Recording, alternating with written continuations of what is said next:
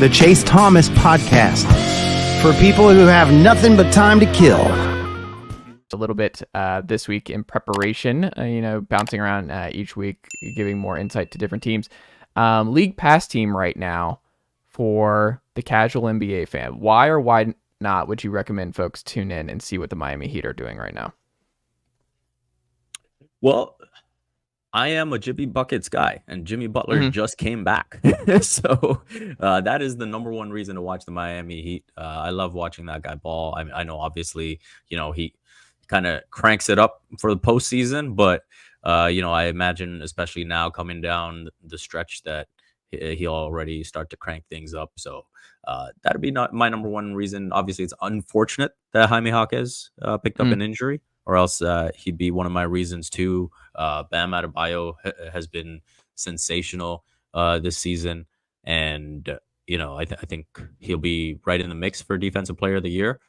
But those would be, the obvious choices. I would have loved to shout out Jaime Jaquez, but you're gonna have to wait a little bit to watch him after he picked up, I believe, a groin injury.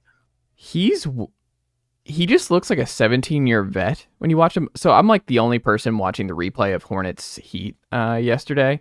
And like, I'm over here taking notes because like I'm an unabashed like LaMelo Ball just super fan. Like he's just always going to be number one for me in League Pass. Like if LaMelo Ball is on at any given moment, I'm watching LaMelo Ball play basketball. He takes some horrific shots. He does some crazy stuff, but he's so much fun to watch. Like LaMelo Ball is must see. Some of the past, he's just fun. Like I can't look away. Like I wish all the time. Love watching Trae Young play basketball too. But LaMelo Ball is just so much fun to me. And the big what if of if the Warriors had just taken LaMelo and not worried about the father and everything else, and you have LaMelo the last couple of years in Golden State, making life easier for these guys. They're getting older and everything else. Tyrese Halliburton could have had him. See, like the Halliburton one, I don't hit them as much because like I just don't think a lot of teams up to the draft, like, oh yeah, the Iowa State guy, obviously he's gonna pan out and do great late in the lottery. That is, LaMelo was like, come on now, like LaMelo versus James White. Like you're overthinking this. Just take LaMelo Ball. Like don't worry about hurting some feelings. Like just do it. But I just look at Jaime Jaquez. Wow, it's always gonna take me a while because Jaquez. Jaquez. Yes, Jaquez. And he's just like a 17-year vet. Like the way he plays, he's not a rookie. He's huge already. He doesn't really have a position. He rebounds the ball really well. He's really comfortable at the rim. Like he was doing a lot of fun stuff in transition. He's so good at just swiping the ball away. His defense is just, it's one of those things you just have to watch and you're like, this guy just impacts the game in so many different ways that the Heat, even without Jimmy Butler, they're just not really missing a beat. Like Kyle Lowry is obviously not what he used to be. He's not getting those shots. He's getting minutes and he's fine.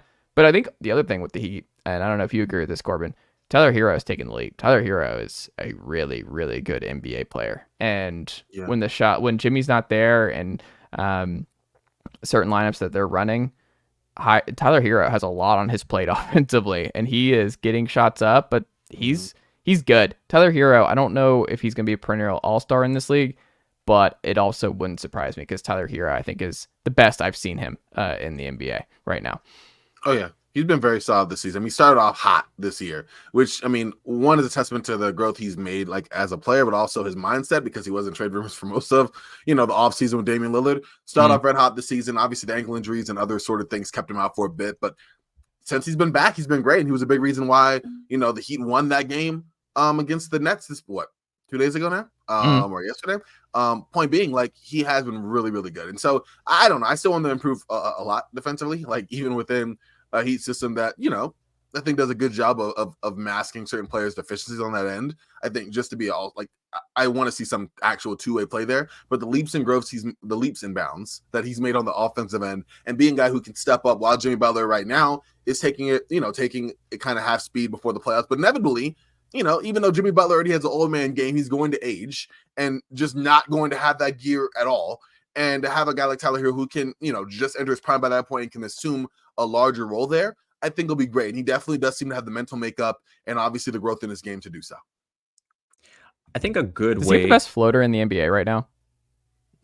Tyler Herro's floater is the one-legged floater. He did it to the Nets late last night. Tyrese Maxey for me. Oh, can't go wrong there. I was thinking Tyrese too.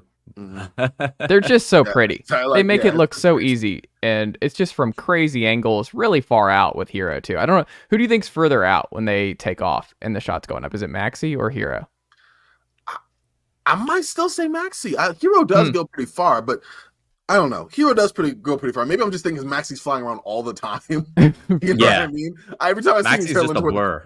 yes, exactly. So I feel like he does just instinctively, like off the top of my head, but like it very well could be Herro there in terms of sheer distance. And Maxey will do it off the wrong foot too. Yeah. That's the crazy part. It's Like, his wild. balance. Yeah. Quickly also has a nice one. Quickly is Yeah. a decent one. It's not on the He par does. of the other two, but he's up there in that conversation too. He's baby Especially Maxey. since he will shoot it from farther. But I think Those Maxey- three actually have a lot in common. They all have a very, very similar game. Yeah, I don't know. Like who over the next, let's say, next 10 years, we're going to end it here on this. Next 10 years, who gets the most all-stars of Maxey, Herro, and Emmanuel Quickly in the East? Oh, Maxey. I'm also That's going no Maxey. question, Maxey. Yeah. Okay. The way the dude is a single-handling an offensive engine on his own, almost. I mean, he's still kind of getting consistent. So we believe it's there, sustainable, like what Maxey's doing. It's long-term sustainable. but, I mean, it's been half the year so far. Yeah, I I mean, think so. and he's been proving every year. Like he was a big part last year, even while James Harden ran the show, and now he's doing it. He's been improving his three-point shooting. I don't see why it couldn't be. The fact that Philly is a plus when Embiid is off the floor for the first time in his career. and if you look at Maxey's shooting splits when Embiid is off the floor, like he is carrying those units. It is so impressive what he is doing. Like, someone was asking me, in terms of the quickly Maxey comparison. And I was like, in terms of ceiling, Maxey is probably like a borderline superstar. And I'd put Quickly's ceiling as like a borderline all-star, which is a big gap, right? Yeah. So yeah, that's why I'd say Maxey quite clearly amongst those three. That's a good comparison too. Right now, like of where they are and where they could be, I could definitely see that for sure. I like it.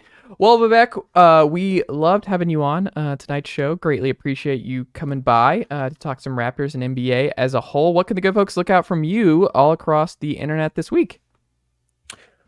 Go. Nicely done, nephew. The Chase Thomas podcast. Hell yeah.